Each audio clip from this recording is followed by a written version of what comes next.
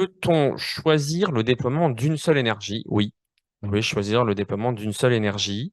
Après, encore une fois, et c'est aussi pour ça, je reviens sur la pédagogie qu'évoquait Didier tout à l'heure, et on a fait toutes ces fiches et ces documents pédagogiques, c'est que les filières renouvelables, elles ont toutes des forces et des faiblesses. Et puis d'ailleurs, il y en a qui produisent de l'électricité, d'autres qui produisent de la chaleur et d'autres qui produisent du froid. Et donc, en fait, enfin, vous avez besoin de chaleur, vos habitants ont besoin de chaleur, vos entreprises ont besoin de chaleur, puis de froid aussi. Euh, et donc, rien que ça fait que probablement que vous avez un intérêt à en développer plusieurs, mais aucune obligation, enfin, à faire des zones d'accélération pour en développer plusieurs, mais vous n'avez aucune obligation. Voilà. Et peut-être une autre manière d'y répondre aussi, c'est que je parlais tout à l'heure de l'intermittence de certaines énergies renouvelables.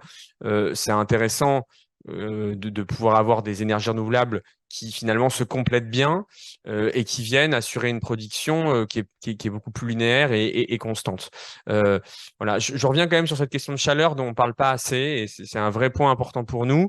Et je pense que, enfin, je suis certain d'ailleurs que peut-être certains d'entre vous ont été dans ce cas-là, quand on était au cœur de la crise énergétique, il fallait chauffer des piscines.